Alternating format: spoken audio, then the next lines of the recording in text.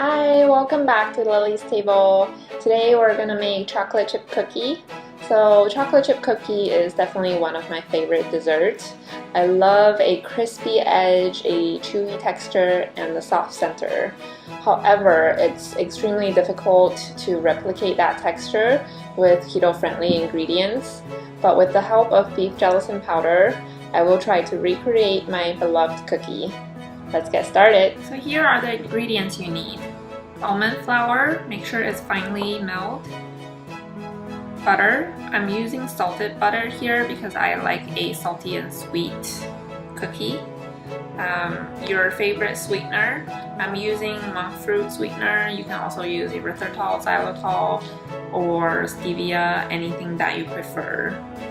1 egg, Lily's chocolate chip cookie. This is the only kind that you can find in the market that is not sweetened by sugar, and it just happened to be we have the same name. 1 tablespoon of beef gelatin powder and some baking powder. In a stand mixer, or if you don't have one of these, any hand mixer will also work. You want to add half a cup of butter that's at room temperature. Make sure you use a good quality butter because that will give a lot of flavor to your cookie. Add half a cup of your sweetener. I'm using the golden monk fruit sweetener here. That will give the cookie a little bit of a brown sugar sort of taste. You want to mix the butter and the sugar really well. Kind of clean them together.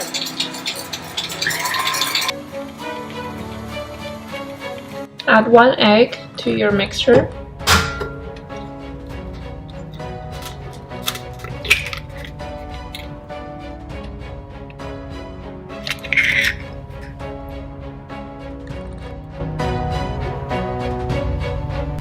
Scrape down the sides so that the mixture is evenly mixed.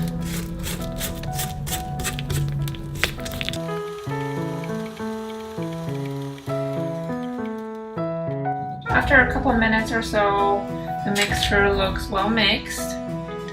Everything looks really well combined. And now we can get on to the dry ingredients. In a medium bowl, you want to combine all of your dry ingredients.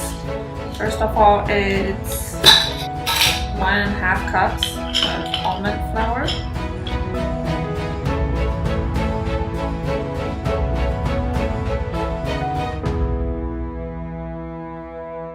One tablespoon of beef gelatin powder. 1 teaspoon of baking powder.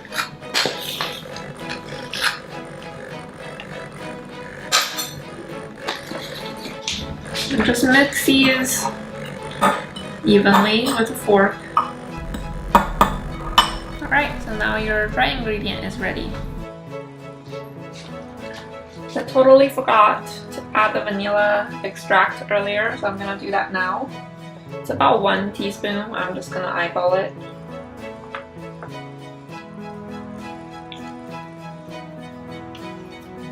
Now turn on the mixer and let it mix for half a minute.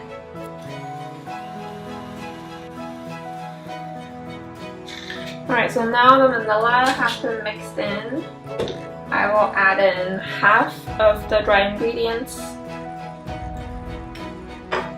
to the wet ingredients. And I'm gonna switch out this whisk paddle for the cookie paddle.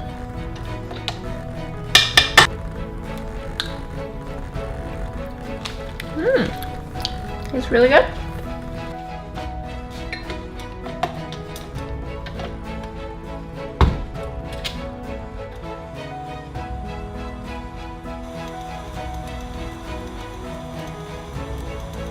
Now add in the other half of the dry ingredients.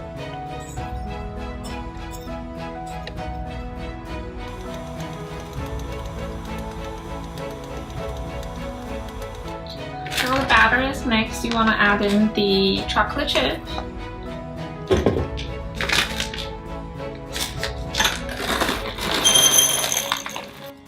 Half a cup.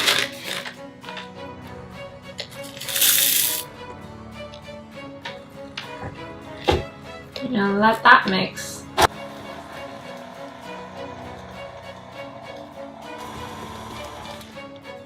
Alright, that looks pretty good.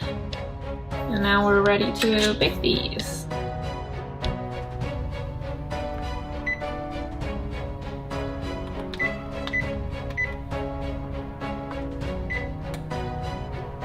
Alright, so now our cookie dough is ready. Let's use a cookie scooper to scoop them evenly onto a silicone mat lined baking sheet while the oven is preheating at 350 Fahrenheit degrees.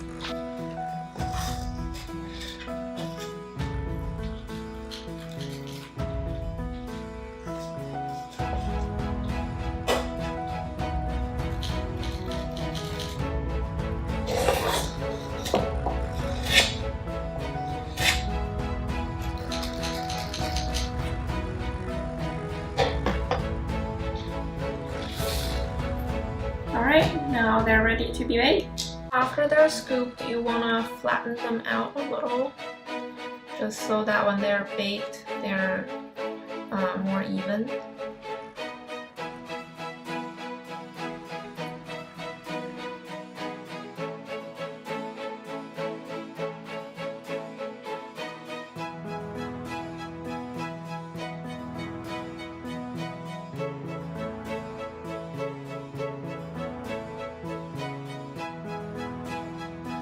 So I just took these cookies out of the oven. They look a little bit burnt. They smell great though. You can't imagine. The apartment is filled with the smell of cookies and chocolate chips. It's amazing. Maybe because I flattened them out a little bit too much, so that's why they are a little bit burnt on the edges. The recipe said to bake for 20 minutes. I only baked for 18. So I'm gonna try to bake my next batch for about 12 to 15 minutes and keep my eye on it, and take them out as soon as they turn a little bit of golden brown. And this time I'm not gonna flatten them as much as the last batch, maybe just slightly so. They actually spread out quite a bit more than I thought they would.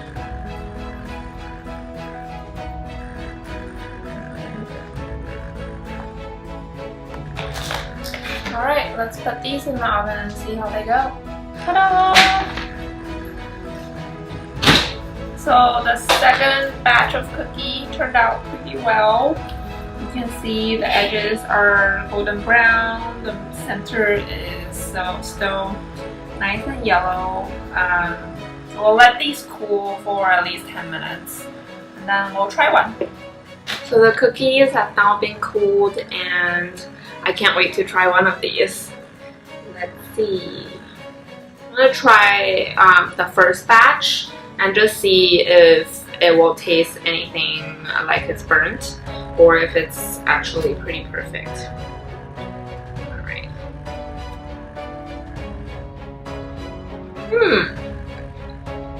They are actually chewy. I'm surprised. So the edges are definitely crunchy, which I really like. Even for regular flour cookies, I like a little bit of crunch on the edges. They don't taste anything like it's burnt. It doesn't have any bitter flavors. So I think it's just the almond flour. They will color a little bit more easily than regular flour. So don't be alarmed when they look a little bit darker than you expect them to. These actually taste really great. And it's definitely chewy, so the beef gelatin powder actually works. I'm very excited.